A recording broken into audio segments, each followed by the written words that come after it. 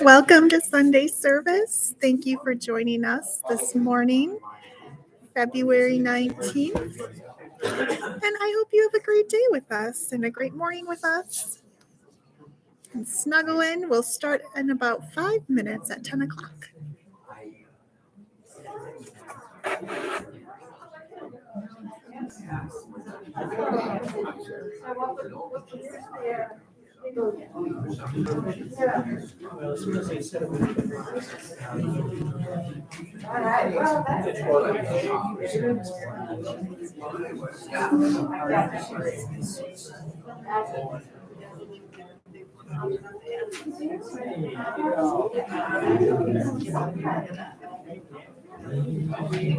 You all got your final. We did. Oh, yes. I'm sorry. I thought. No, I just wanted to do the mechanics of it to make sure that you actually received it. Okay.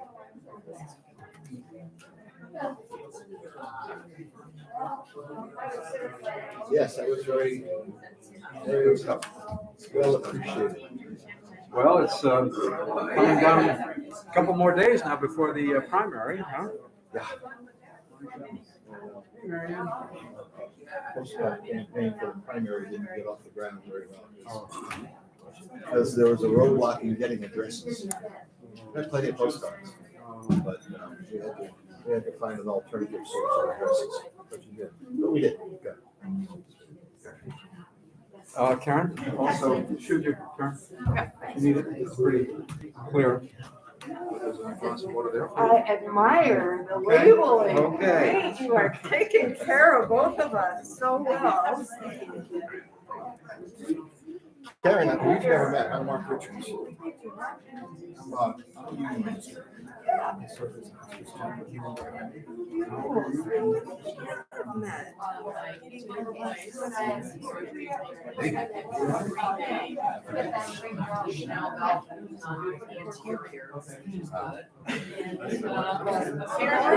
Good. It is. I've taken on the presidency of the Wisconsin Union State Election. That is an important one, man. Service. You have a lot of Most people pay attention. major surgery license. He's taken the whole. Oh, it'd be great.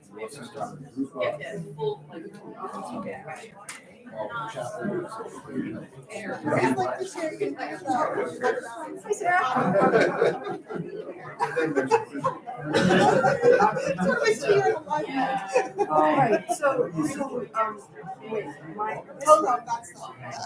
We're on TV. So you're telling me this would be rough. Yes, so that's like a conversation. Yeah, she's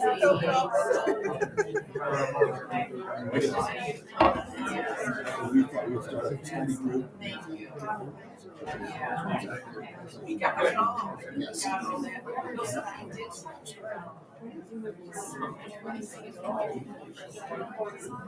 Yeah.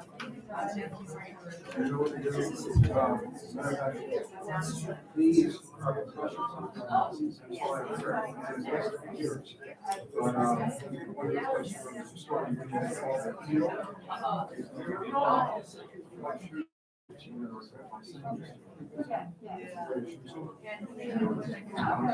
But this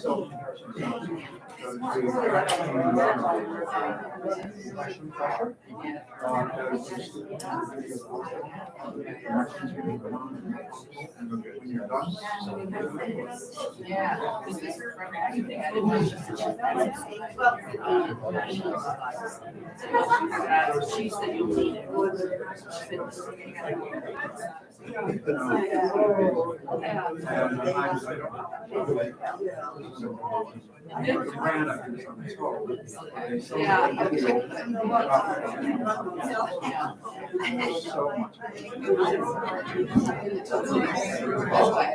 This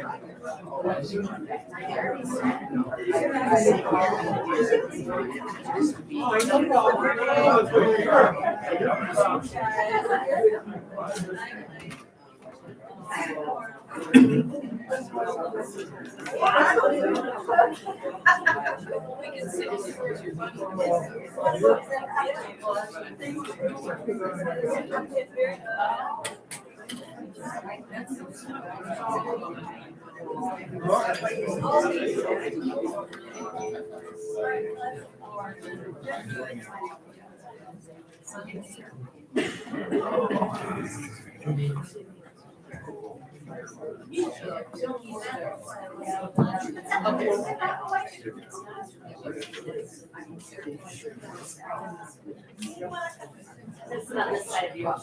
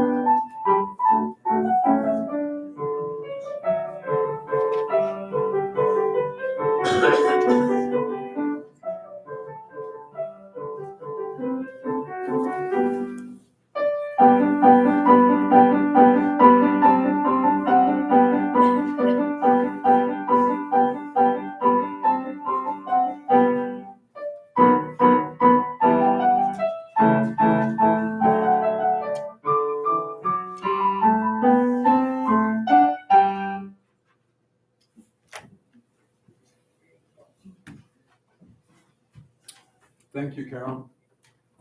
That was sober.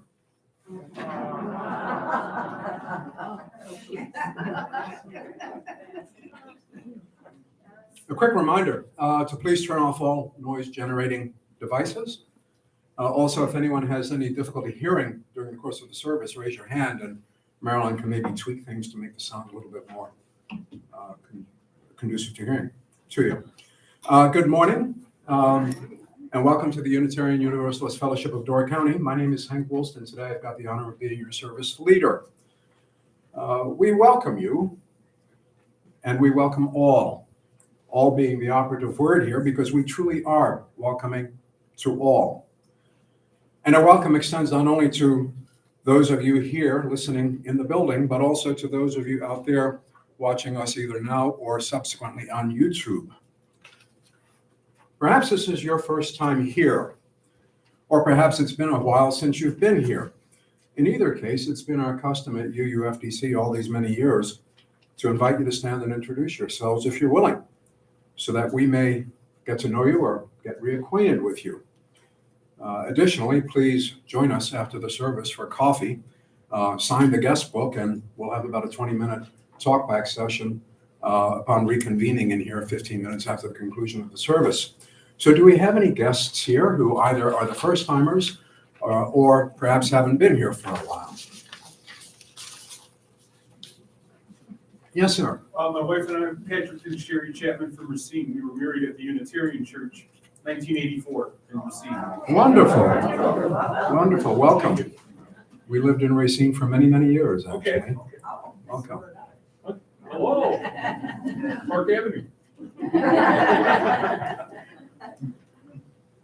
Anyone else? Yes, please. My name's Susan Schultz. I'm from Illinois, and I'm Amy Maris's sister. Welcome. Welcome indeed.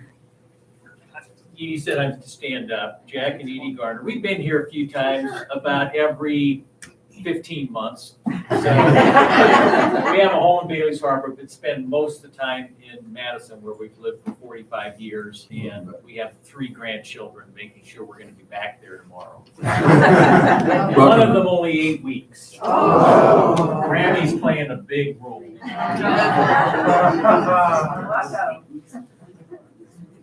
Great. Welcome to all of you, and remember to join us for coffee after the service. Writer and teacher Karen Herring has been immersed in the work of words for most of her life. She's an ordained Unitarian Universalist minister and the author of Writing to Wake the Soul, Opening the Sacred Conversation Within, and also Trusting Change, Finding Our Way Through Personal and Global Transformation. As a consulting literary minister based in St. Paul, Minnesota, Karen leads guided writing sessions, retreats, and programs about living well in the midst of change in the community, congregational and workplace settings, and online. She also serves as a companion and guide for people and organizations on the threshold of significant change. Her writing has appeared in literary journals, periodicals, and meditation anthologies. Karen's newest book, published only last year, is titled Trusting Change, Finding Our Way Through Personal and Global Transformation. Now, many of you already may have her first book, Writing to Wake the Soul. Her new book offers reflections, embodied practices, writing prompts, and discussion questions for people living through significant change and transformation. And it can be used in small groups or either autonomously by oneself if one chooses. There will be copies available for sale today at the table out in the foyer.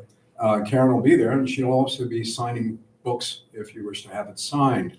And also at that table, you can sign up for her online newsletter, which is called Threshold Times. So we're delighted to have Karen here today. There will be a 20-minute talkback conversation here in the sanctuary beginning about 15 minutes after the conclusion of the service, at which time Karen will entertain your questions and comments. Now, this is the time we traditionally allocate for announcements. And I'd like to invite any of you who have announcements to share them with the fellowship. And I didn't ask somebody to be the mic bearer, so talk loud. Unless, you want to do that, Dick? Sorry. Thank you. In any case, if you have an announcement, please raise your hand.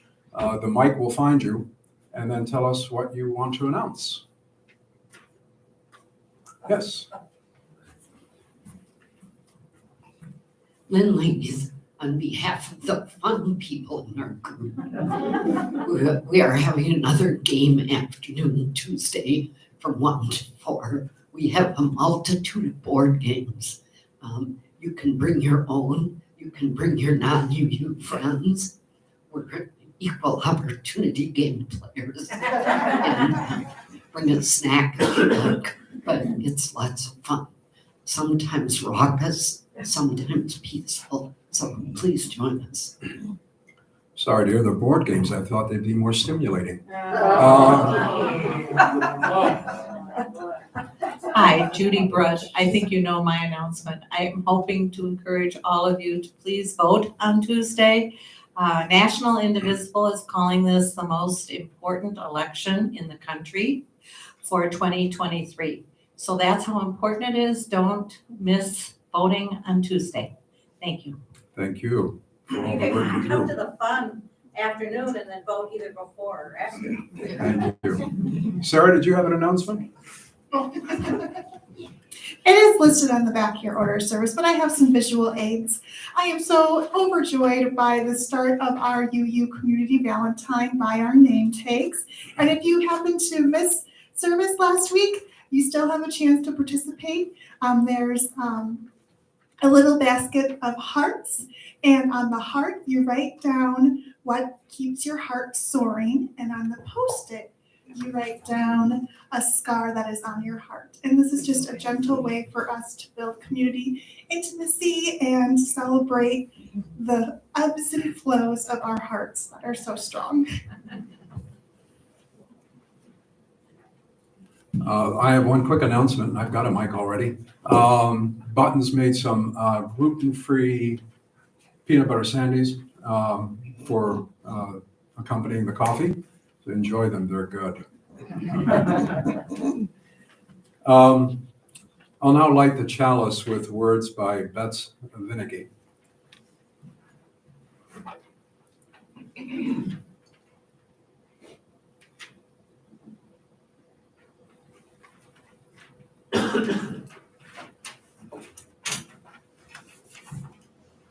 May this flame, symbol of transformation since time began, fire our curiosity and strengthen our wills, and sustain our courage as we seek what is good within us and around us.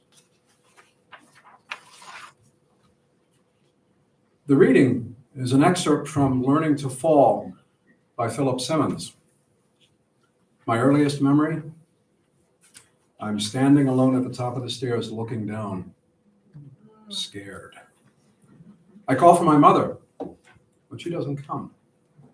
I grip the banister and look down. Never done this on my own before. It's the first conscious decision of my life. On some level, I must know that by doing this, I'm becoming something new. I am becoming an I. The memory ends here. My hand gripping the rail above my head, 1 foot launched into space. 40 years later, encroaching baldness has made it easier to see the scars I gained from that adventure. Still, I don't regret it. One has to start somewhere. Is not falling as much as climbing our birthright? In the Christian theology of the fall, we all suffer the fall from grace, the fall from our primordial correctedness with God. My little tumble down the stairs was my own expulsion from the garden. Ever after, I have been falling forward and down into the scarred years of conscious life, falling into the knowledge of pain, of grief, of loss. Think again of falling as a figure of speech. We fall on our faces. We fall for a joke. We fall for someone. We fall in love. In each of these falls, what do we fall away from? Well, we fall from ego. We fall from our carefully constructed identities, our reputations, our precious selves. We fall from ambition. We fall from grasping. We fall, at least temporarily, from reason. And what do we fall into? Well, we fall into passion. We fall into terror. We fall into unreasoning joy. We fall into humility, into compassion, into emptiness, into oneness with forces larger than we ourselves, into oneness with others with whom we realize they are also falling.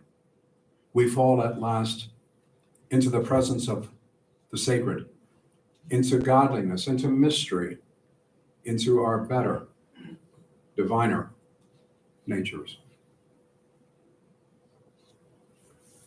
Please stand and join in the singing of hymn 352, Finding a Stillness, and then following the hymn, please remain standing for the unison affirmation and the singing of the doxology.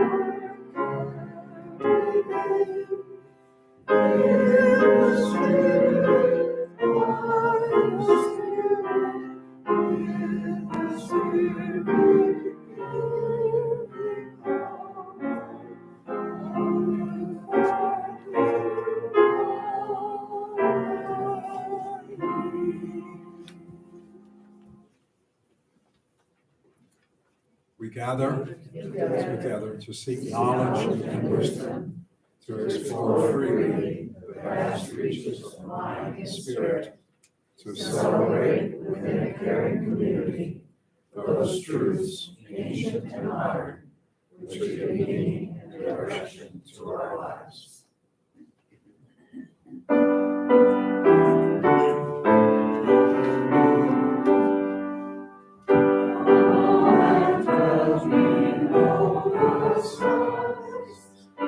Songs of hope and faith arise.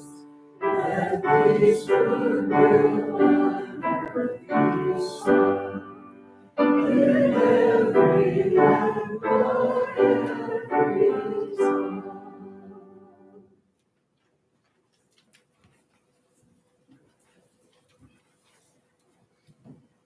Joy lifts the heart and spirit. Concern weighs them down. Sharing with a community of friends can raise a joy to greater heights, or provide balm and lessen the weighty burden of concern. If you have a joy or a concern that you'd like to share with us this morning, we invite you to share it. Please note that this service is live streamed, and don't mention a name unless you've cleared it ahead of time with that particular individual. Please raise your hand, and once again, the mic will find you. So please, joys and concerns. Karan.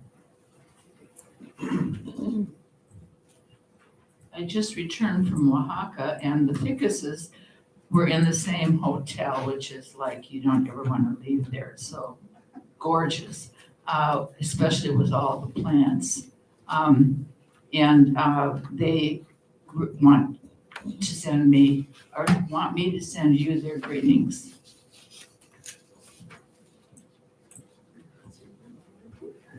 Anna?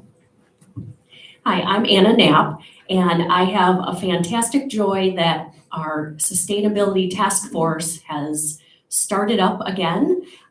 Those of you that have been around for a few years, you know we've been working on this issue since, I believe, 2017 was our first sustainability report given to the board.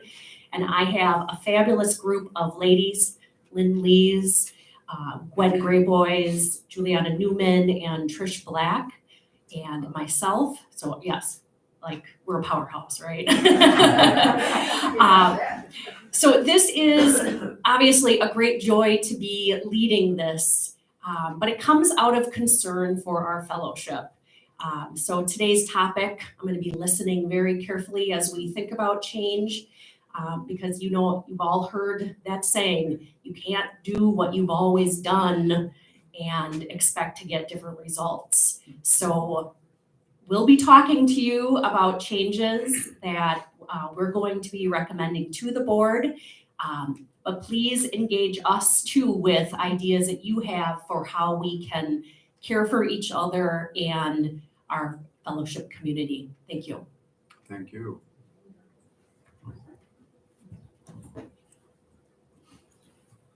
Just like to say, it seems to be very appropriate that you just read from Learning to Fall. Yesterday, I humbly admit, I took my first fall, and I've been extremely careful for over a year or so, but this neuropathy business is not fun. I'm more wounded still psychologically than physically, but still sore. I'd like to lift up my friend Joni and her family in prayer. She's had major medical issues, and I'd like to, if you could think about the doctors guiding her as she hopefully will become eligible for open heart surgery this week. And her, you know, her family too needs a lot of support.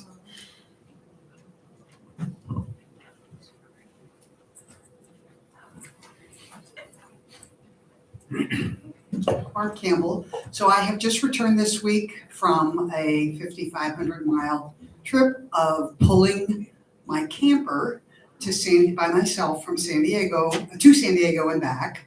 I have an 18-month-old grandchild now who is just the love of my life. My husband, of course, died 2 years ago, and this is something that we did together for years, first in tents and then with a camper. And I really didn't think I was going to be able to do this. I wasn't really sure. Hitching and unhitching and all of the systems. It's a little thing, but anyway, by George, I made it over the mountains and through the woods. Thank you, and taking buttons, their love and support along the way. I really appreciate it. Thank you. Glad to be back. Great to have you back. And for those that may not know, Barb and Rick are the reason that Buttons and I have a camper. It's their fault. It's their fault. Dick, I think we had someone over here, perhaps? Good morning. I have not cleared the name of this person, but it's my husband's birthday today. And I thought I'd embarrass him and remind him that I'm 65 days younger than he is.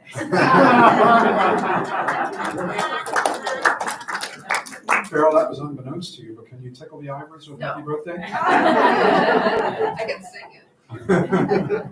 Dick? Dick?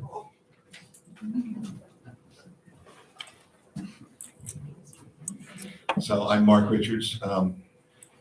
I hate to have to do this again, but we must lift up the mass shooting at Michigan State University this week. And hopefully I won't have anything to say next week.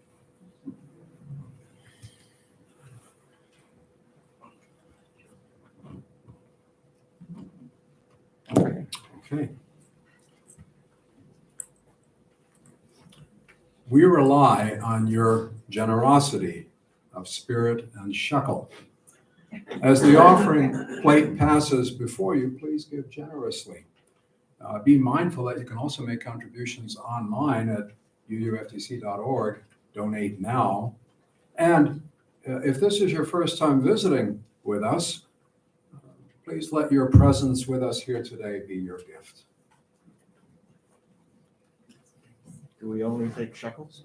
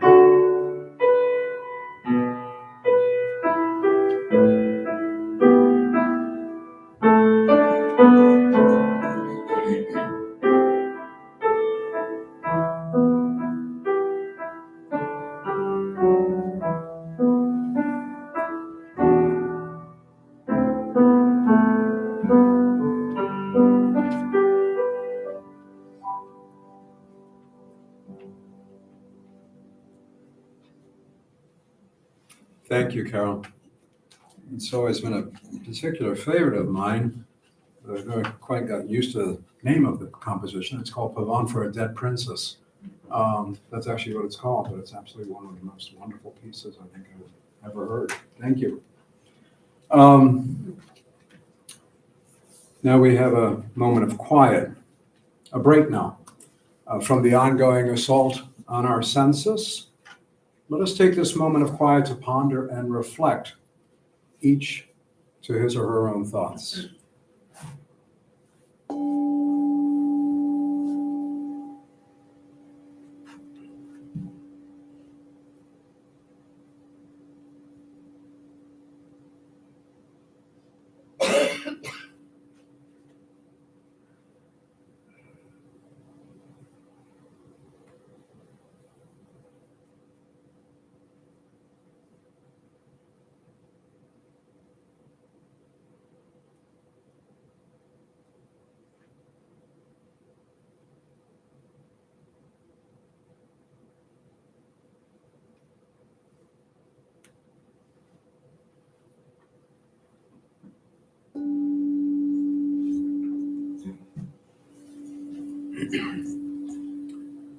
The second reading is of a poem called Ecstasis by Lucy Shaw. The music, Gustav Holst's The Planets, is described by the announcer as moving, touching, powerful, as if even as we listen, we'll get shoved around, displaced, and our senses orienting us to something other. So maybe this is what is meant for us, to be ready to be unsteady, unhinged, beside ourselves, constrained by magic to know the world new, to be transposed, dislodged, ready for realignment, reintegration. Bring it. What it takes for sight, for hearing, touch, taste, sense of smell, spirited imagination, any of the ways we're engineered for transformation. It's now my pleasure to present the Reverend Karen Harrington.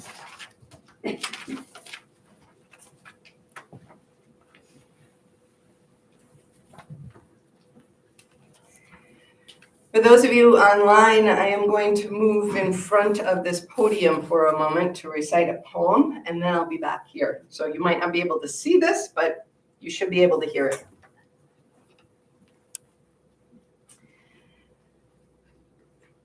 I want to name, and I'm going to cry when I say this. It's my first time back since Phil Milkey died. And as some of you know, many of you know, I've been coming here for 15 years almost because of Phil, one of the founding members of this fellowship, dear friend of my own and one of my mother's best friends from high school. And so the last time I was here was during Phil's 90th birthday. We celebrated it together, and I preached before and after that here. And so it's my first time speaking in this room without seeing her, like right about there, smiling at me. So I just want to name that sorrow and that joy that dear Phil lives on as you continue gathering here and continue building on, adding to, and creating anew that curiosity that caused her to meet with others and say, let's create something together. So, yeah. I want to start by reciting that one more poem. This one is from the Japanese poet Tamura Ryuichi, one of the great poets of Japan from the 20th century. And it's titled, Perhaps a Great Poem. A poem rests barely on a single line, a kind of balance of terror. Humans must hold out our arms to endure this balance. A moment's dizziness will tilt our whole lives.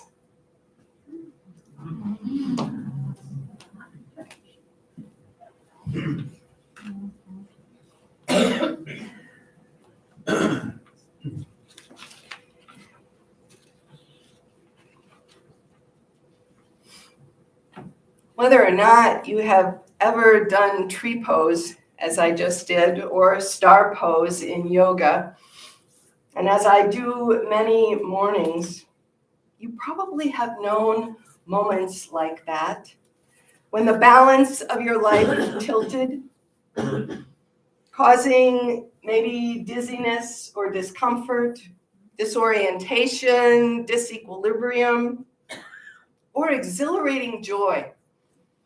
I am surprised how often when I tilt into star pose like that, my face breaks out into a wide grin. I don't know why, but it does. Your own tilting moment might have brought relief or joy, or as the poem puts it, perhaps a kind of balance of terror. Maybe it came with a pink slip announcing the end of employment, or a love letter calling your heart out of hiding. It might have been a phone call naming a diagnosis unwanted, or bringing news of a long-awaited award.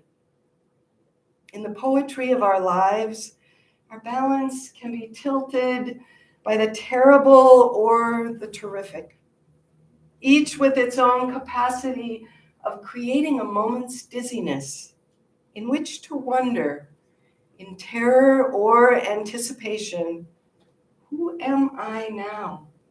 And what am I to do next? Last month, on January 6th, we noted the anniversary of a day that 2 years ago brought one such moment of terror to our nation, as our capital was stormed by an angry mob intent upon disrupting the peaceful transfer of presidential power. Many of us watched the events unfold on television, wondering what new balance of power was tilting our nation toward tyranny. And we might be wondering still, as congressional representatives continue to struggle with different versions of reality, and as this week's news brings yet another mass shooting in Michigan, leaving 3 dead and more wounded, and as this coming Friday, the war in Ukraine marks a year of violence and suffering. How will we hold out our arms to endure this balance? We might rightfully feel we are teetering in a balance of terror, still on high alert. Indeed, we in the United States have been living on high alert for centuries due to the threats at the core of white supremacy and the violent premises of any nation founded on enslaving and denying the humanity of an entire population of people. And in recent years, our long-held, long-ignored high alert around racial oppression has been heightened by the imbalances of pandemic living as it pulled the rug out beneath our feet and left us reeling, many of us still trying to regain our footing.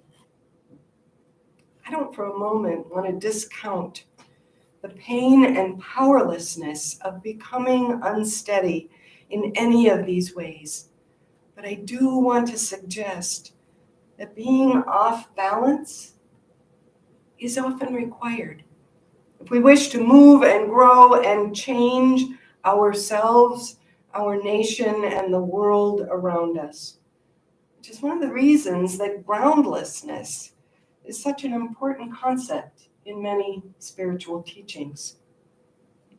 One of the readings we just heard, Unitarian Universalist Philip Simmons described his first experience of groundlessness with that story about his childhood tumble down the stairs. And despite the scars that came of it, he says he has no regrets. Is not falling, he asks, as much as climbing our birthright? It's no small thing to note that Simmons wrote this essay as his response to the diagnosis of ALS that he received at the age of 35. Learning to Fall, as he titled the essay and the book that contains it, was part of a larger lesson in living with that debilitating disease that first robbed his legs of strength and eventually ended his life tragically early. It was a spiritual lesson that he summed up this way: only when we let go our grip on all that we find most precious, our achievements, our plans, our loved ones, our very selves, can we find ultimately the most profound freedom. In the act of letting go of our lives, he says, we return more fully to them. So when Simmons talks about falling from, quote, ego, from our carefully constructed identities, our reputations, our precious selves, from ambition and from grasping, end quote, he is talking about things we normally cling to as if they are certain, as if they are necessary for the good life we want to lead, and even the good work we hope to do.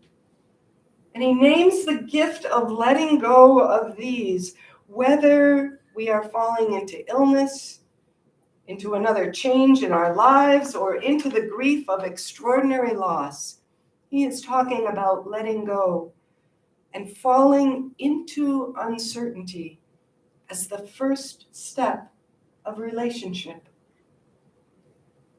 It might be a wobbly step. Probably it's unsteady, but as we let go, we move beyond the boundaries of ego, he points out, into compassion, into mystery and wonder, and as he puts it, quote, into the presence of the sacred and our own better, diviner selves. Groundlessness, it seems, has quite a bit to offer. If we can tilt with it, it can bring us some of the greatest gifts of spiritual living and spiritual growth. When we come together on Sundays as Unitarian Universalists, as we have today, both in person here and online, perhaps it is not solid ground we find with one another, but the gift of groundlessness. We come not seeking a stationary balance, the balance of standing still or of ideas and dogmas firmly stacked into position, balanced to keep from tumbling as history marches on. No, even as we now review and reconsider our Unitarian Universalist principles and sources, in our own free faith tradition, the balance we find and offer is a balance in motion. A balance that involves some waving of arms and hands, sometimes wild and clumsy, and sometimes graceful. A balance of relationship. One that points to the larger questions and demands, as the poets say, that we hold our arms out and suffer a moment's dizziness as our lives are tilted toward one another and toward a future we have not yet seen or known. This is what all art does too, isn't it? The way an extraordinary painting can reveal a new horizon, or the way good literature or fine movies and theater sometimes offer us an ending we never saw coming. Or as Lucy Shaw's poem describes, The way a symphony like The Planets by Gustav Holst can shove us around and dislodge us. Set us spinning with music so muscular it could move the planets themselves. It is what both good art and good worship do. Both are meant to move us, to move our hearts, and to move our lives toward the open-hearted postures of love and wonder, toward transformation, toward a newer, deeper peace within and well beyond us. What does that even mean in an era so full of change? Sometimes it feels every day is pushing us around and dislodging us with dizziness. Meg Wheatley said, "Life now insists that we encounter groundlessness. Systems and ideas that seemed reliable and solid dissolve at an increasing rate," she said. Strategies that worked suddenly don't. Does this sound familiar? Groundlessness is a frightening place, at least at first, Wheatley says. But as the old culture turns to mush, we would feel stronger if we stopped searching for solid ground, if we sought only to locate ourselves in the present and to do our work from here. Meg Wheatley is an organizational consultant. She specializes in strategy. To hear these words from her is something. The German activist Rudolf Barrow once said, "When the forms of an old culture are dying, the new culture is created by a few people who are not afraid to be insecure." Are we willing and courageous enough to be insecure? Is this perhaps the balance we find and keep in our Unitarian Universalist congregations, the balance of groundlessness? The kind of balance our creedless religion offers. Excuse me.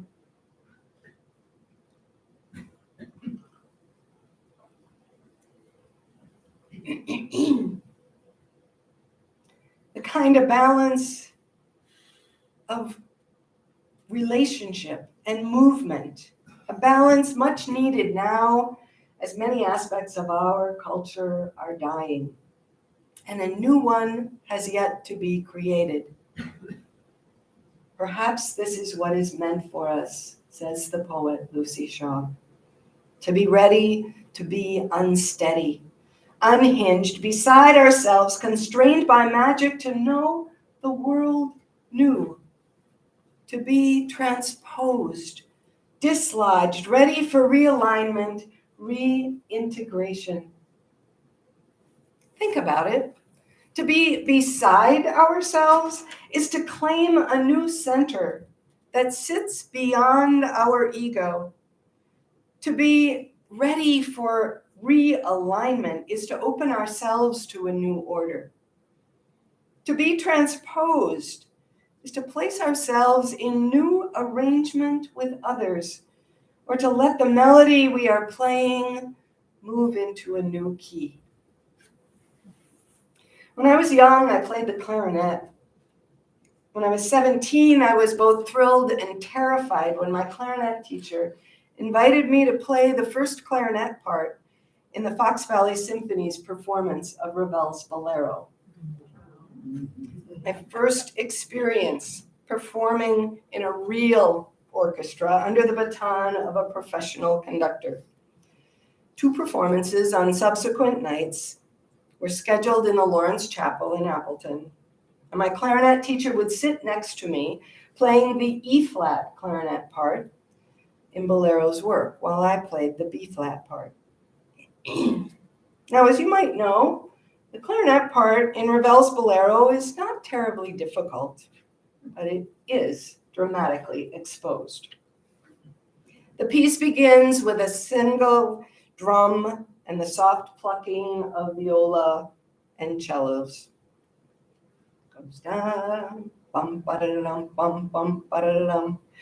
Several measures later, a single wandering melody is introduced by the flute, which is soon handed off to the clarinet as the only instrument playing the theme for almost a full minute.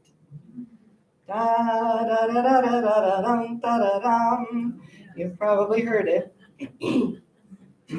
On the first evening of our concert, I sat nervously on the edge of my chair, my eyes trained on the conductor. The drummer began from the back of the stage, and as the flute solo neared its end, the conductor's eyes bore into my own. And then, in the split second before my solo began, I lost my place. I lost my footing, my solid ground. Just like that, I lost the beat. The room began to spin. I missed my cue. To my horror, the first measure of my solo passed in silence with only the drum and the plucking of violas and cellos in the background, and the conductor's face knotted up in the angriest grimace. I hastily drew a breath and jumped in 2 measures late. After the concert, the conductor said nothing to me. He called my teacher to the side for a terse exchange, and later my teacher told me the conductor had forbidden me to play the solo in the second concert the following night. I could play the lead part for the rest of the piece, but the opening solo was to be played by my teacher, who had come prepared with both his B-flat and his E-flat clarinet. I was both crushed and relieved at the same time. My teacher, however, had a different idea. He said I was to spend the entire next day practicing my entrance, and then in the concert the next night, at the beginning of the piece, my teacher would raise his clarinet to his lips, but on the conductor's cue, I would be ready too, and I would be the one who would play. Perhaps I don't need to tell you how much this terrified me. Some of the most unsteady ground I have ever known in my life has been the ground that breaks up, shifts, slides like an active avalanche during and after my own failures. I begged my teacher to play the solo, but he refused. That evening, my hands were shaking as the concert began. The conductor raised his baton, nodding at my teacher. No one noticed that I had raised my instrument to my lips too. But when the conductor's baton went up, I came in exactly on cue, building volume in that long note of the solo, while my teacher lowered his clarinet to his lap without a sound. The conductor looked from my teacher to me with great anger. Then, realizing he had no choice, he offered me the slightest of nods, and I snaked my way successfully through the rest of the solo and the song. Friends, we are living in times made unsteady by innumerable mistakes and failures, many of our own doing. We have all missed many cues. Collectively and individually, we often have not come in when we were and are most needed. We have failed to protect the earth, the poor, the children of this world, and the marginalized. Those of us who are people of privilege in its many forms have time and again failed to speak out against the systems that advantage us and oppress others. We cannot engage in the work of social change, of challenging white supremacy and patriarchy and any embedded system of oppression without a willingness to fail and to keep trying. Are we willing to try again? To feel ourselves falling, to acknowledge our failings, and even so to let go of our fears, of our egos, of our certainty of how things should be, and of what should have been done long enough to let ourselves be moved into action, into compassion, into new arrangements, to move back into relationship with ourselves, with the sacred, and with others, all of us falling, all of us so unsteady in the challenges and chaos of our times. Years ago, when our only child, Kat, graduated from college, my husband and I sat in the sunny stadium bleachers, squinting at the thousands of graduates filing into the field below in matching purple gowns and mortarboards.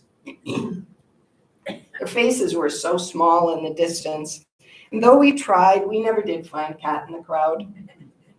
But after the students were assembled, the college president stepped up to the podium and asked the graduates to turn and face us in the bleachers, the crowd of witnesses assembled there for them.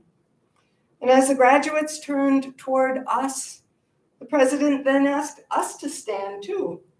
And I felt the eyes of the young graduates scanning the bleachers for their people, just as we were scanning the rows for our graduates. Next, the president asked the graduates to applaud their loved ones in gratitude for our support, and then invited us in the stands to applaud the graduates in recognition of their accomplishments. And as we stood there applauding one another in the bleachers and on the field, all of us gazing into a sea of faces, looking for the ones we could claim as our own, it would have been difficult not to be moved. Not to see that, in fact, every face on that field belonged to every one of us in the bleachers, and that every one of us in the bleachers belonged to every one of them, each of us of every age, tilting with uncertainty toward a future we could not know, a future we would all have to make and claim and save together. In that moment, I felt my eyes, my whole heart opening to all of them, to all of us. I was beside myself, unhinged, my senses oriented to something other, something larger, something sacred that inspired the deepest wonder. Bring it, what it takes, says the poet. For sight, for hearing, touch, taste, sense of smell, spirited imagination, any of the ways we're engineered for transformation. Maybe this is what is meant for us here in worship today, in the music. And thank you, Carol, for bringing these composers into worship today, and the poetry that we share and hear, letting words and wonder and song tilt our lives as we tumble into new arrangements, reaching out to one another with arms wide open, enduring this new balance. Maybe this is how we teach one another to be ready to be unsteady, to keep falling with open hearts into mystery, into wonder, into the presence of the sacred and our better, diviner selves. May it be so, and amen. Our closing hymn is number 12, O Life That Maketh All Things New. Please rise and embody your spirit.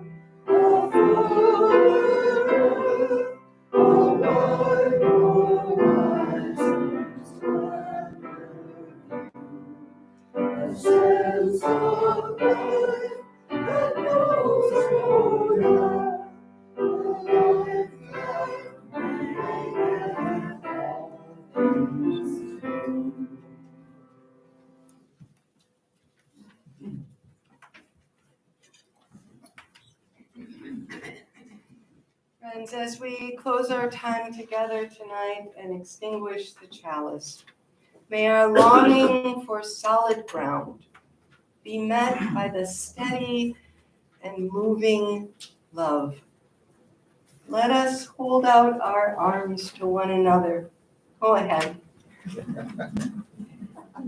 Finding a new balance in relationship and in a faith that moves and grows.